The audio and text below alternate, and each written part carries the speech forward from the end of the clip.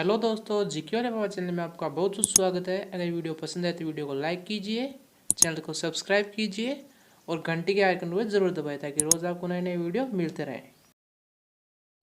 तो दोस्तों, आज का पहला सवाल है, अखिल भारतीय सेवा की नियुक्ति कौन करता है? ऑप्शन ए संघ लोक सेवा आयोग, बी संसद, सी प्रधानमंत्री या डी राष्ट्रपति।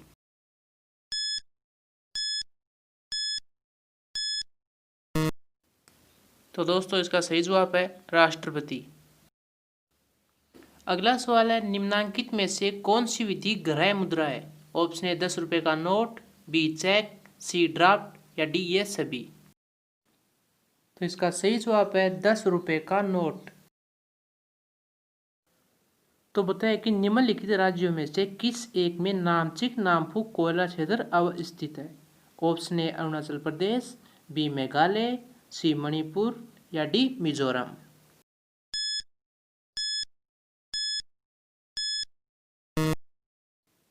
तो इसका सही जवाब है अरुणाचल प्रदेश। अगला सवाल है, मैसूर की राजधानी कौन सी थी?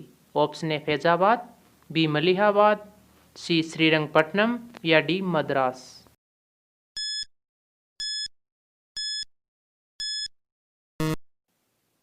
तो इसका सही जवाब है श्रीरंगपट्टनम। अगला सवाल है, अखिल भारतीय हरिजन संघ की स्थापना निम्नलिखित में से किसके द्वारा की गई है? Option A Raja Ram Mohan Roy, B Subhash Chandra Bose, C Mahatma Gandhi या डी जवाहरलाल नेहरू।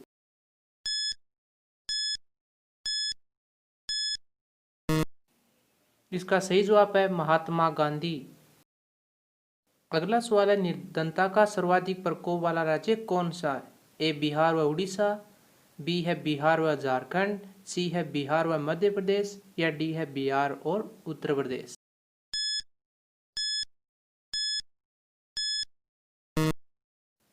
तो इसका सही जवाब है बिहार और उड़ीसा। अगला सवाल है कि भारत कृषि के संदर्भ में निम्न में से कौन सा कथन सही है? ऑप्शन ए भारत में दालों की खेती के अंतर्गत आने वाला लगभग 90% क्षेत्र वर्षा द्वारा होता है, बी पिछले 2 दशकों में राष्ट्रीय स्तर पर खेती की जाने वाली कुल क्षेत्र में दालों का भाग 2 गुना हो गया है, सी विश्व में कुल क्षेत्र में होने वाले चावल की खेती का लगभग 15% भाग भारत में, या डी भारत में होने वाली खेती के कुल क्षेत्र में से लगभग 34% क्षेत्र में चावल की खेती होती है।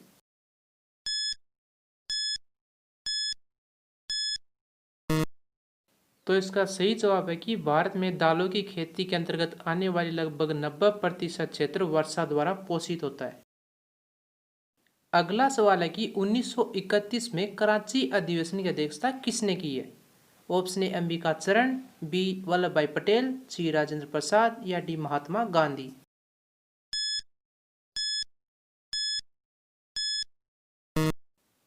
तो इसका सही जवाब है सरदार वल्लभ भाई पटेल। अगला सवाल है कि अगर आपातकाल लागू नहीं होता तो ठीक बाद लोकसभा चुनाव कब होता? ए है फरवरी 1976, बी फरवरी 1975, सी फरवरी 1974 या डी फरवरी 1973।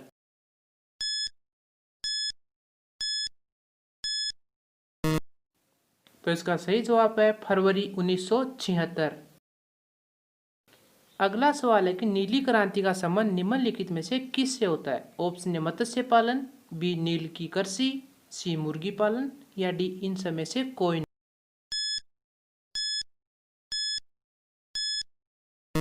तो इसका सही जवाब है मत्स्य पालन।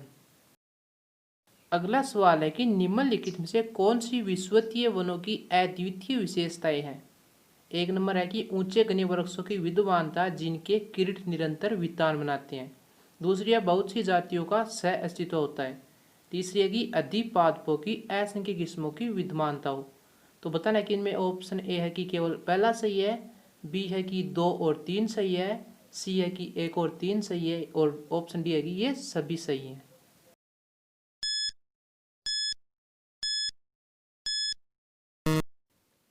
तो इसका सही जवाब है ऑप्शन डी यानी ये सभी सही हैं।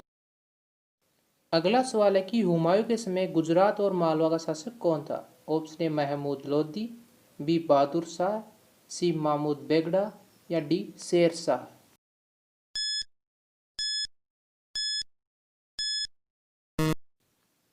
तो इसका सही जवाब है Bahadur Shah.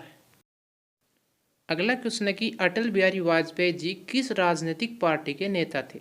Option A BJP, B Congress, C Bahujan Samaj Party या डी आम आदमी पार्टी।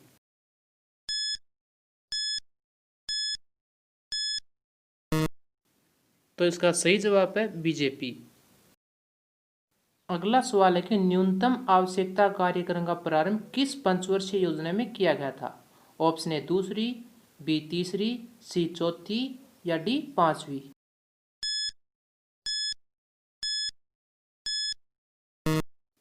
तो इसका सही जवाब है पांचवी पंचवर्षीय योजना।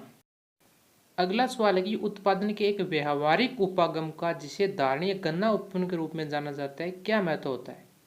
एक नंबर है कृषि की पारंपरिक पद्धति की तुलना में इससे बीज की लागत बहुत कम होती है।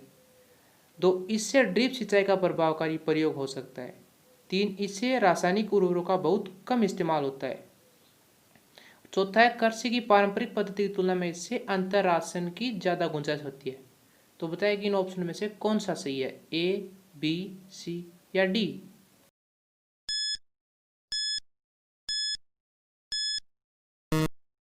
तो इसमें ऑप्शन बी सही है, यानी 1, 2 और 4 कथन सही हैं। अगला क्वेश्चन है कि सिंधु सभ्यता के लगभग 1100 स्थल किस क्षेत्र में अवस्थित हैं? ए, सिंधु नदी के निकटवर्ती क्षेत्रों में, बी, गुजरात के तटवर्तीय प्रदेशों में, सी, सिंधु और गंगा के वरद प्रदेशों में या डी इनमें से कहीं भी नहीं।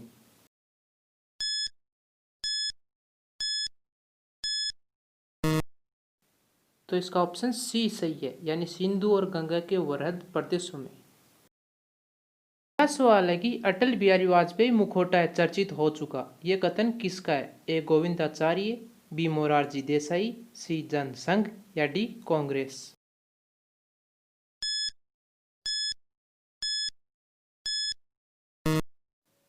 इसका सही जवाब है गोविंदाचार्य। अगला सवाल है कि पंचवर्षीय योजना को अनुमोदित करने वाली सर्वोच्च संस्था कौन सी है? ऑप्शन ए योजना आयोग, बी वित्त आयोग, सी राष्ट्रीय विकास परिषद या डी केंद्रीय कैबिनेट।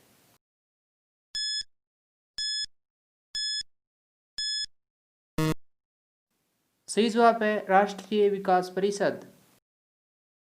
अगला क्वेश्चन है कोयला, सेंसर, मीथेन और शेल गैस नामक दो गैर परंपरागत ऊर्जा स्रोतों के संदर्भ में निम्नलिखित कथनों पर विचार कीजिए। पहला कथन है कि कोयला, सेंसर, मीथेन कोयला संधियों से निष्कर्षित शुद्ध मीथेन गैस है, जबकि शेल गैस केवल प्रोपेन और ब्यूटेन का एक मिश्रण होता है। दूसरा है कि भारत में कोयला, सेंसर, मीथेन स्रोत बहुतायत में है, किंतु अब तक शेल गैस के स्रोत नहीं पाए गए हैं। अब इन कथनों में से आपको बताना है कि कौन सा सही है। ऑप्शन ए है कि केवल पहला कथन सही है, बी है कि केवल दूसरा सही है, सी में दोनों सही है, डी इनमें से कोई नहीं है।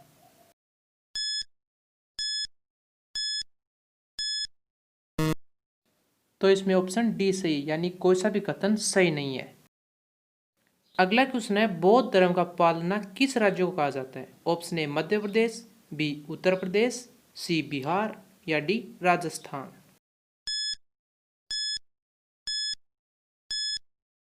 इसका सही जवाब है उत्तर प्रदेश।